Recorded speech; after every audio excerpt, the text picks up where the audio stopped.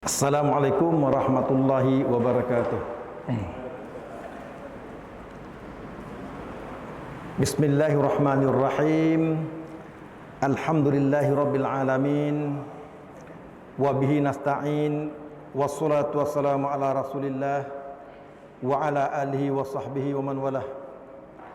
Rabbi syrah li sadri wa yassir li amri wahlul uqdatan min lisani yafqahu qawli. Subhanaka la ilma lana illa ma 'allamtana innaka antal alimul hakim. Allahumma ij'al jam'ana hadza jam'an marhuman wa tafarruqana min ba'di hadza tafarruqi ma'suman. Qala Allah ta'ala fil Qur'anil Karim ba'da a'udzu billahi minasyaitonir rajim. Qul inna salati wa nusuki wa mahyaya wa mamati lillahi rabbil alamin. La syarika lahu wa bidzalika umirtu wa ana awwalul muslimin. Wa qala Rasulullah sallallahu alaihi wasallam wa huwa as-sadiqul masduq, kullu ummati yadkhuluna al-jannah illa man aba. Qila man ya'ba ya Rasulullah? Qala man ata'ani dakhala al-jannah wa man asani faqad aba, atau kama qala. Yang kita hormati Tuan Haji Ismail bin Razali, pengerusi jawatan kuasa pengurusan Masjid Darussalam beserta dengan seluruh ahli jawatan kuasa pengurusan masjid yang saya muliakan, barisan para imam, petugas-petugas masjid serta sukarelawan masjid. Seterusnya yang saya muliakan tuan-tuan, puan-puan, muslimin, muslimat rahimakumullah. Pertama dan selamanya kita merafakkan puji syukur kehadirat Allah Subhanahu wa taala di atas pelbagai nikmat yang telah sedang dan akan kita perolehi daripada Allah Subhanahu wa taala. Jadi mudah-mudahan dengan pengetahuan dan kefahaman kita terhadap nikmat yang Allah Subhanahu wa taala berikan kepada kita, mampu untuk kita syukuri dan mampu pula kita terjemahkan rasa bersyukur yang ada dalam hati kita dalam bentuk kita melakukan amal-amal soleh dan juga amal-amal ibadah di sepanjang kehidupan kita. Kerana hakikat amal soleh yang kita lakukan sewaktu hidup di dunia ini adalah merupakan upaya kita untuk menjadikan kita hamba-hamba Allah yang bahagia, yang gembira, yang senang sama ada di dunia ini dan di akhirat nanti. Kerana apabila kita melakukan amal-amal soleh, balasan, ganjaran yang akan kita perolehi bukan sekadar di akhirat nanti, tetapi di dunia pun kita dapat merasai hasil ataupun balasan daripada amal soleh yang kita kerjakan sewaktu di dunia tu. Kita ambil contoh yang paling simple lah. Mun kita bagus di dunia tu, insya-Allah jiwa kita akan tenang. Coba mun kita berolah. Mun berolah kita jiwa kita akan tenang. Sebab apa? Pertama, kita ngenang dosa ya. Yang kedua, kita ngenang mun lah orang tahu olahan aku tu apa yang aku polah. Time aku rami-rami depan orang bukan main lagi warak jak muka aku tu. Di belakang macam-macam nak dipolah, apalagi bila handphone ada di tangan. Bila handphone ada di tangan, niat bagus nak naga Facebook, niat bagus nak melayan WhatsApp, tetapi ada kadang-kadang keluar iklan-iklan yang pelik-pelik. Mula-mula diabaikan kita iklannya, abai lama-lama teringin juga naga. Mula-mula teringin, lama-lama menjadi kebiasaan. Mula-mula ada niat untuk cari nangga. Ngikut orang lain saja. Lama-lama yang pandai-pandai ngalim pun. Cari lagi benda yang pelik-pelik. Jadi maknanya tadi mun kita mulah nak asyik senonoh, insya-Allah jiwa kita asyik akan tenang. Di sampingnya jahit-jahit pun kita ada takut juga dengan Allah, takut dengan Tuhan kita.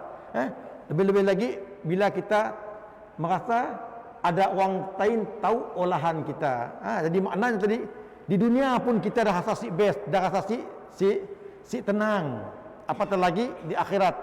Di akhirat nanti balasan yang kau yang Allah Subhanahu wa taala berikan kepada kita seandainya kita kembali kepada Allah Subhanahu wa taala dengan tidak bertaubat kepadanya.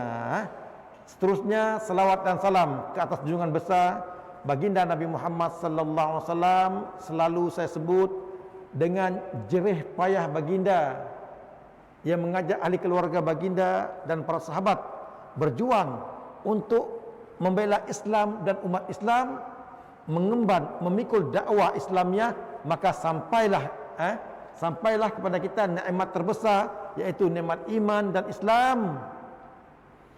Si sekadar nikmat Islam, iman dan Islam yang kita perolehi, Allah tambah lagi dengan nikmat ukhuwah. Nikmat ukhuwah, kasih sayang di antara sesama umat Islam. Bahkan dengan kepahaman Islam yang kita miliki, kita bukan sekadar berkasih sayang dengan umat Islam, orang beriman, dengan orang bukan Islam pun kita pun berkasih sayang. Bukan sekadar kepada orang bukan Islam, kepada makhluk-makhluk yang lain pun kita pun menyayanginya. Seperti kucing, anjing, ayam dan lain-lain. Kita menyayangi makhluk ciptaan Allah Subhanahu wa taala. Jadi alhamdulillah, bersyukur sangat-sangat. Kenapa? Kerana kita masih lagi diberi hidayah, diberi kefahaman, diberi pengetahuan dan kesedaran, sehingga kita sedar bahawa kita tu orang yang beriman, kita orang Islam. Maka walaupun kita bukan hebat, tetapi kita masih melakukan kerja buat, melakukan amal-amal soleh, amal-amal ibadah. Si lain dan si bukan, saya katakan tadi, upaya kita untuk mengumpul sikit-sikit bekal yang mudah-mudahan bekalannya diterima oleh Allah Subhanahu wa taala.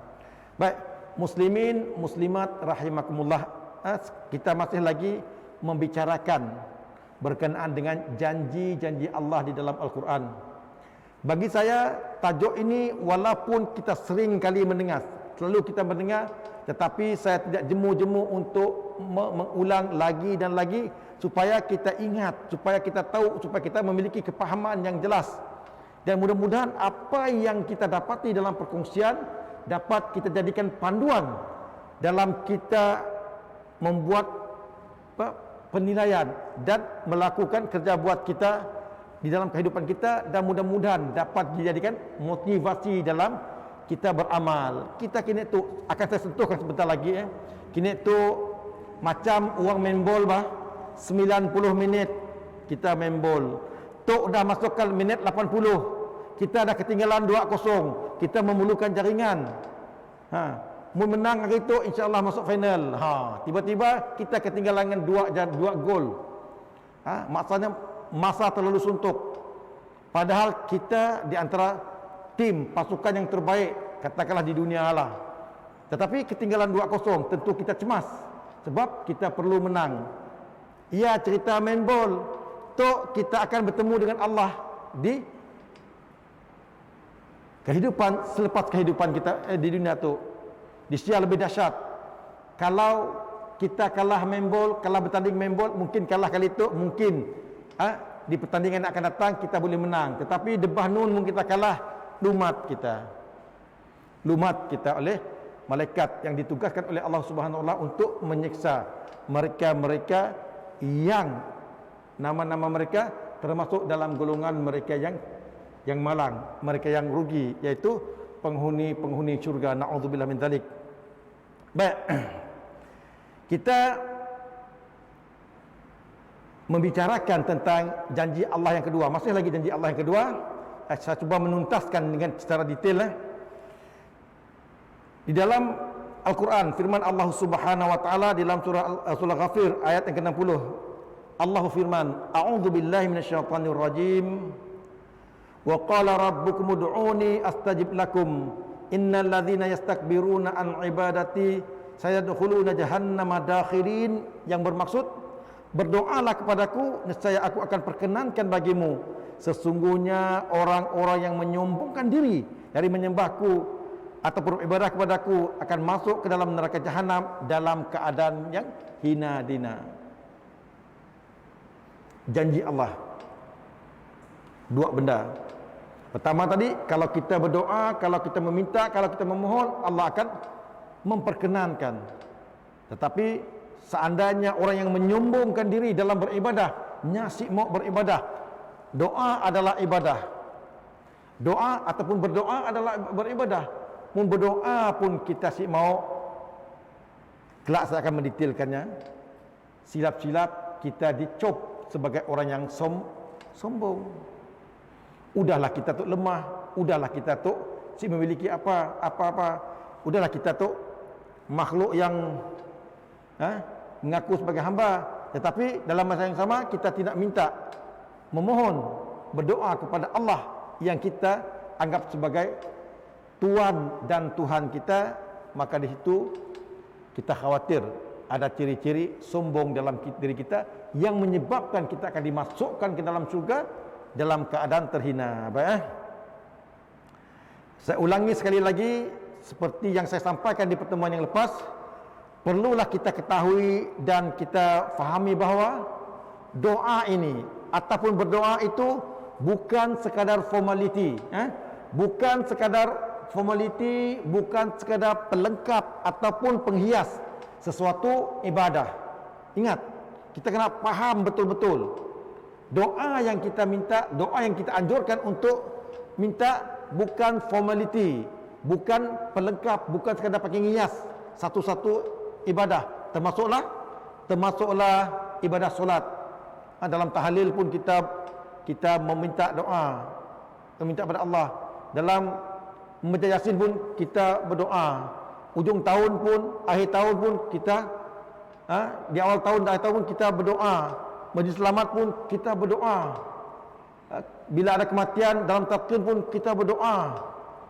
Banyak sekali acara-acara ataupun majlis-majlis yang kita menyelitkan doa ataupun berdoa di dalamnya. Perlu kita pahami, perlu kita ketahui, perlu kita insafi. Saya ulangi, doa bukan formaliti, bukan sekadar pakai menghiasi sesuatu majlis. Kadang-kadang dijemput orang apa? Dijemput orang untuk baca doa. Orang baca doa nya fokus dengan bacaannya. Sebahagian yang lain nyasik beri perhatian terhadap orang ataupun doa yang dilafazkan. Bila kita contohnya teman, kita pergi sama ada di kenduri tahlil kah, doa selamat kah, perkahwinan kah, apa-apa aja. Orang berdoa dengan cerita orang berdoa. Kita yang hadir dengan cerita. Jadi saya ulangi, doa bukan formaliti. Seterusnya, doa adalah inti.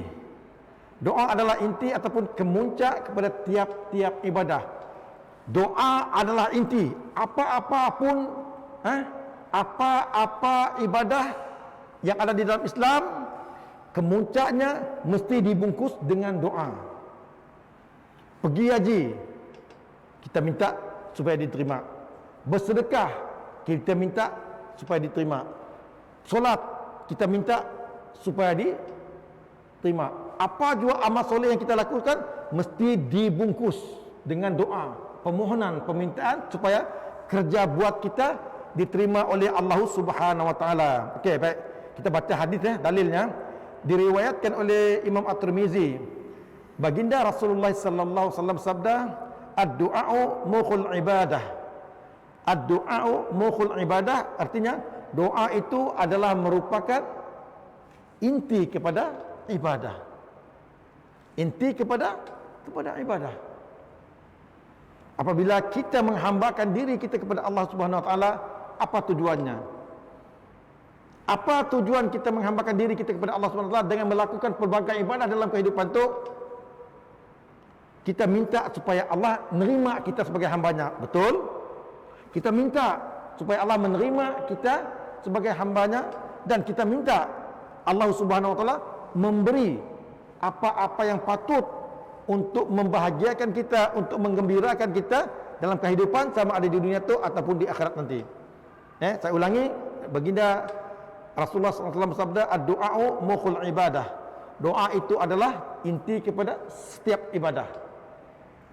Buat apa sekalipun, di ujungnya kita pasti mengharapkan agar amalan kerja buat kita diterima oleh Allah Subhanahu wa taala. Okey. Dengan kita berdoa sebenarnya, yang pertama kita menzahirkan pengakuan dan pengiktirafan dengan sebenar-benarnya bahawa Allah Subhanahu Wa Taala sebagai Tuhan yang menciptakan dan pemilik segala makhluk. Kita berdoa, kita mengiktiraf bahawa Allah lah Tuhan, bukan Tuhan, Tuhan dan pemilik kepada semua makhluk. Macam saya nak minta kebenaran berceramah di situ, jumpa dengan siapa? Pengerusi. Nak minta kebenaran mula program di situ, jumpa pengerusi. Nak guna kemudahan di situ, jumpa pengerusi. Maknanya bila saya memohon, meminta kepada pengerusi, saya mengiktiraf bahawa beliau walaupun pada hakikatnya bukan pemilik, tetapi orang yang bertanggungjawab untuk mengurus masjid itu. Kita mengiktiraf. Mun tiba-tiba saya malam Jumat datang suruh tu masjid tu, sukati je saya mula. Makanan yang dihantar orang semua ditapuk dalam kereta saya tanpa merujuk kepada pengurusi ataupun AJK. Berarti saya berperangai, bersikap si mengiktiraf, si memandang, si menghormati pengurusi dengan ataupun AJK. Lebih kurang macam ya, bila kita berdoa, kita mengakui akan Allah Subhanahu Wa Taala sebagai Tuhan ataupun pemilik. Okey. Yang kedua, apabila kita berdoa, kita mengakui akan kekuasaan. Kita mengakui akan kekuasaan dan kemampuan Allah Subhanahu Wa Taala yang memilih. Bila kita berdoa, kita mengaku bahawa Allah Maha berkuasa dan Allah mampu memberi apa-apa aja. Sebabnya bila kita berdoa seolah-olah kita sombong bahawa kita perlu dengan Allah. Silap-silap kita boleh dicop sebagai apa? Orang yang percaya dengan Allah. Kerana Allah mampu memberi ke? Tapi dengan kita berdoa, kita mengiktiraf bahawa Allah Maha berkuasa, Allah mampu untuk memberi, kerana Allah Subhanahu Wa Taala pemilik apa-apa yang ada di bumi dan apa-apa yang ada di langit. Jadi munya owner, munya pemilik apa-apa yang ada di bumi dan di langit, maka pemilik anytime nya boleh memberi dengan siapa dan berapa banyak kepada orang yang meminta ataupun memohon. Baik. Yang ketiga, apabila kita berdoa, maknanya kita mengaku bahawa kita kerdil. Kita kerdil di sisi Allah Subhanahu Wa Taala dan juga kita lemah dan kita tidak memiliki kemampuan. Kita kerdil, kita lemah, kita mampu. Sebab kita memiliki. Bila kita memiliki, kita akan dapat memberi. Sebabnya ulama menyebut fakirus syai' la yu'ti. Fakirus syai' la yu'ti maksudnya orang yang tidak memiliki apa-apa, nya akan mampu memberi. Orang yang ada ilmu, nya dapat sharing ilmu. Orang yang ada harta, nya akan dapat berkongsi atau memberi harta. Orang yang ada makanan, nya akan mampu beri makanan. Jadi kalau kita nak memiliki, kalau kita nak memberi, kita mesti memiliki. Tetapi apabila kita meminta, maknanya kita mengaku bahawa kita lemah dan kita tidak memiliki apa-apa. Okey. Yang keempat, bila kita berdoa, itu adalah upaya kita taqarrub ilallah. Taqarrub ilallah maksudnya kita cuba mendekatkan diri kita kepada Allah Subhanahu Wa Taala dan menyerahkan diri kita kepada Allah Subhanahu Wa Taala. Amat peliklah. Benda ini kita selalu biasa bicarakan di pertemuan-pertemuan yang lepas. Kita kata kita cinta kepada Allah. Kita kata kita rindu kepada Allah. Tetapi at the same time tidak ada bukti. Apa bukti cinta dan rindu kita kepada Allah? Yang umpama macam itulah. Katakanlah kita cinta dan rindu kepada pasangan kita ataupun orang yang kita sayangi. Tentu kita ada keinginan untuk bertemu. Bertemu maksudnya berada dekat dengan orang yang kita cintai, berada dekat dengan orang yang kita rindui. Maknanya bila kita sayang, bila kita cinta, bila kita rindu, kita try our best untuk dekat dengan Allah Subhanahu Wa Taala. Tapi amat pelik apabila kita mempunyai masa apabila kita mempunyai kesempatan, apabila kita mempunyai peluang, dan lebih teruk lagi apabila kita ada masalah, kita ada kesulitan, kita ada keperluan, especially dalam waktu-waktu pandemik, tidak tahu kita bermasalah, tapi si mahu angkat tangan minta kepada Allah Subhanahu wa taala supaya dihindari daripada pandemik ataupun diangkat masalah kita dan masalah orang lain. Udahlah dalam keadaan susah, kita si mau nak berdoa, si mau nak memohon, si mau meminta kepada Allah Subhanahu wa taala. Macam mana kita nak mengadah macam ni? Berarti kita khawatir Allah menyebut kita termasuk dalam golongan mereka yang sombong, yang akhirnya akan dimasukkan ke dalam neraka jahanam dalam keadaan hina. Apa ya? Jadi bila kita berdoa, maksudnya kita cuba nak mendekatkan diri kita dengan Allah Subhanahu wa taala, menyerah diri kita kepada Allah Subhanahu wa taala. Baik. Baik, kemudian itu yang terakhir. Kemudian justru doa atau berdoa haruslah dibuat dalam keadaan kita tahu dan faham apa yang kita buat. Okey, seperti yang saya katakan di awal tadi, doa bukan formality. Doa bukan formality. Jadi bukan formality, kena buat dengan bersungguh-sungguh. Macam kita betul-betul meminta. Betul-betul meminta. Kita ambil contohlah paling simple. Contoh aja. Kedua orang cerita tanah di Jepang tu. Apabila kita dengarkan ada orang buka tanah, siapa yang nak minta tanah di Jepang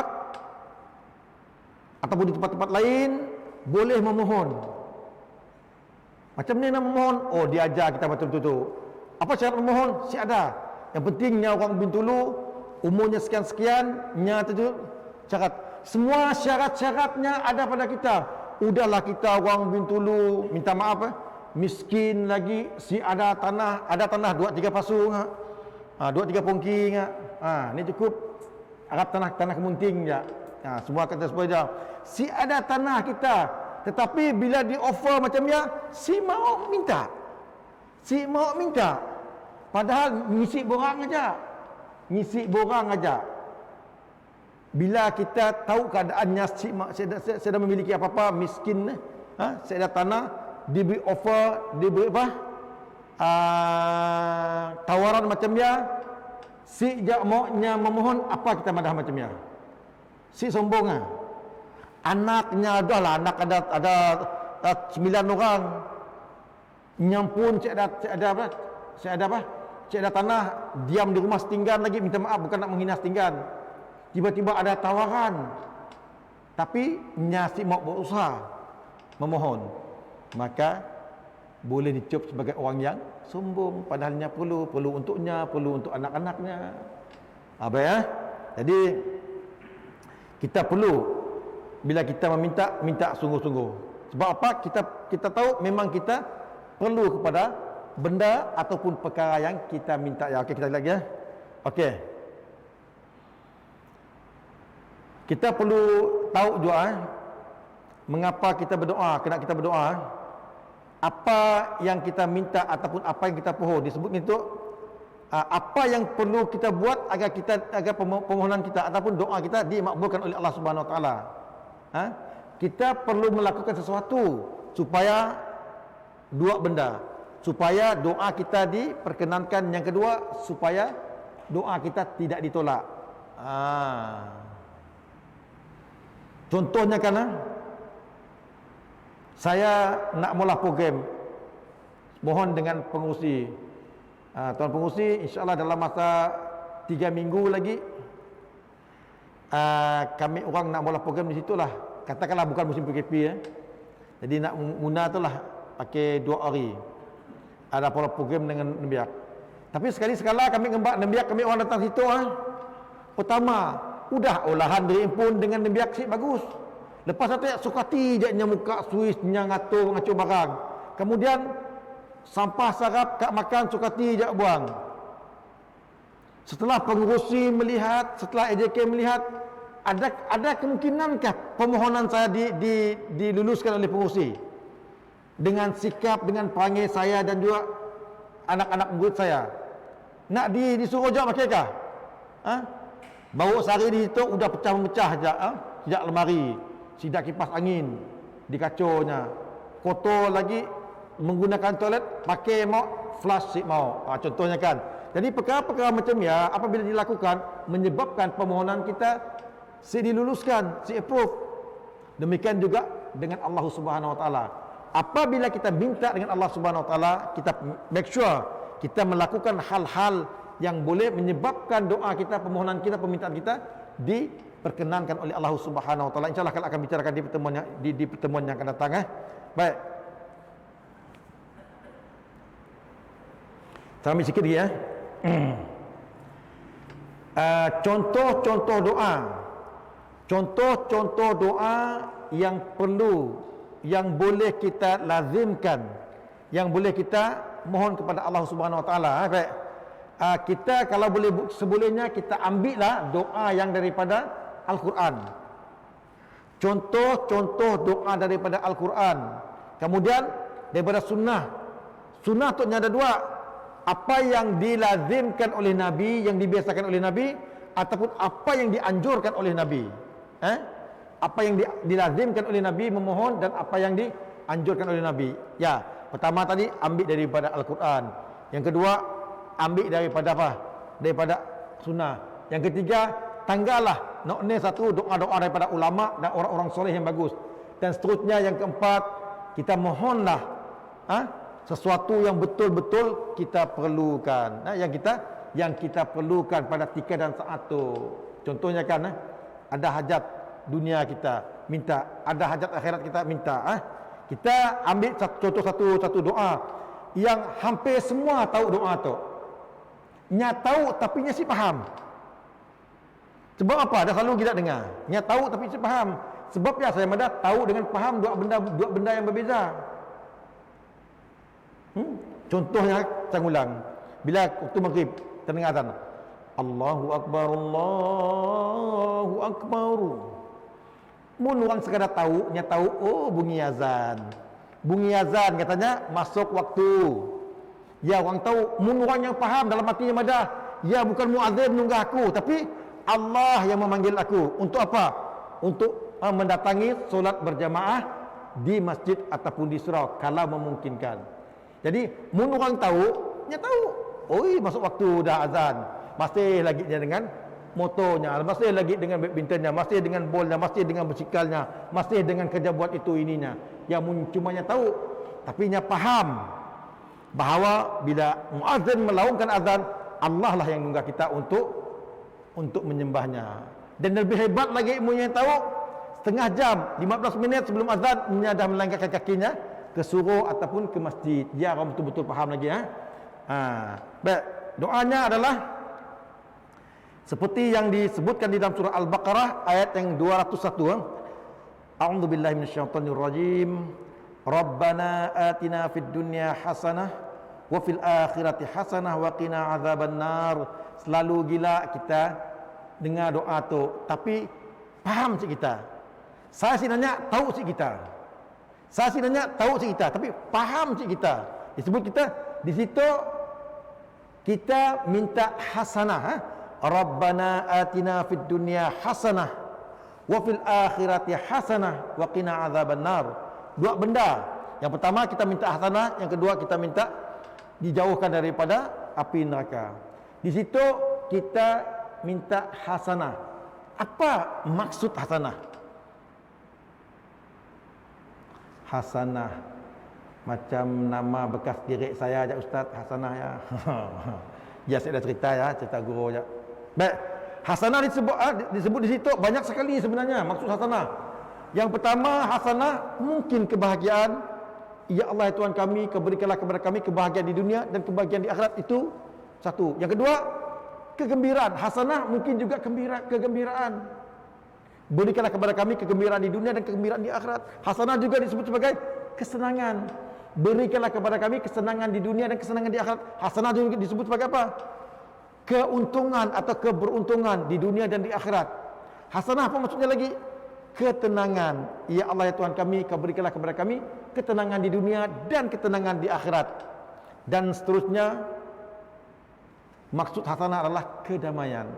Ya Allah ya Tuhan kami, berikanlah kepada kami kedamaian di dunia dan kedamaian di akhirat. Dan seterusnya, hasanah bermaksud keberhasilan. Ya Allah ya Tuhan kami, berikanlah kami, jadikanlah kami orang yang memiliki keberhasilan di dunia dan keberhasilan di akhirat, dan semua itu dibungkus atas nama kejayaan. Hasanah akhirnya kemuncaknya adalah disebut sebagai kejayaan. Maksudnya Rabbana atina fid dunya hasanah wa fil akhirati hasanah wa qina adzabannar. Ya Allah ya Tuhan kami, Kau berikanlah kepada kami kejayaan di dunia dan kejayaan di akhirat, dan Kau hindarilah kami, selamatkanlah kami daripada api neraka. Baik. Apabila kita menyebut hasanah sebagai yang terakhir tadi, kejayaan, apakah hakikat kejayaan yang ada dalam minda kita? Dan apakah hakikat kejayaan yang disebutkan oleh Allah Subhanahu wa taala? Bagi seorang mukmin, orang beriman, orang Islam, apabila kita nak menilai sesuatu itu, kita mesti melihat apakah pandangan, apakah penilaian Allah Subhanahu wa taala. Kita ambil contohnya sebagai cantik menurut kita macam mana? Cantik menurut Allah macam mana? Baik menurut kita macam mana? Baik menurut Allah macam mana? Kaya menurut kita macam mana? Kaya menurut Allah macam mana? Bila menyentuh bab hasanah, kejayaan bagi kita macam mana? Kejayaan bagi Allah macam mana? Baik, kita baca firman Allah Subhanahu wa taala untuk kita melihat apakah hakikat kejayaan yang dimau oleh Allah Subhanahu wa taala. Baik. A'udzu billahi minasyaitonir rajim. Dalam surah Ali Imran ayat yang ke-185, A'udzu billahi minasyaitonir rajim. Kullu nafsin dha'iqatul maut wa innama tuwaffawna ujurakum yawmal qiyamah. Faman zuhziha 'anil nar wa udkhilal jannah faqad faz. Wa mal hayatud dunya illa mata'ul ghurur. Yang bermaksud setiap yang bernyawa akan merasakan mati, dan hanya pada hari kiamat sajalah diberikan, disempurnakan balasanmu. Barang siapa yang dijauhkan dari neraka dan dimasukkan dalam surga, sesungguhnya dia memperolehi kejayaan. Mereka lah orang-orang yang berjaya. Kehidupan dunia hanyalah kesenangan yang memperdaya. Jadi maknanya di sini, tuan-tuan, puan-puan, muslimin, muslimat rahimakumullah, apabila kita nak faham, nak tahu kejayaan yang sebenarnya, kejayaan di sisi Allah Subhanahu wa taala, iaitu apabila kaki kita dapat melangkah ke dalam syurga, itulah hakikat sebenar kejayaan yang perlu kita ketahui, yang perlu kita pahami, dan yang perlu kita usahakan. Kalau nak memiliki harta yang banyak di dunia tu, ya, itu kejayaan, memang kejayaan. Kita memiliki ilmu yang banyak, ya, itu kejayaan. Kita memiliki harta benda yang banyak, pangkat, darjat, nama yang harum, kemegahan itu, kemegahan ini, keluarga yang hebat, itu semua kejayaan yang harus kita rebut. Tetapi dalam kita merebut kejayaan tersebut, jangan lupa kejayaan hakiki, iaitu make sure semua kejayaan-kejayaan yang di dunia itu ngembak kita ke syurga.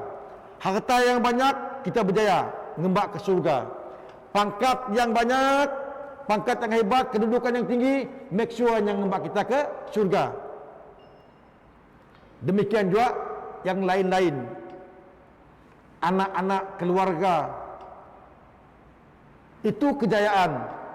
Make sure mereka membawa kita ke syurga. Jangan pula anak-anak, isteri dan anak-anak kita, pasangan kita, ahli keluarga kita yang menghambat kita di pintu surga kelak.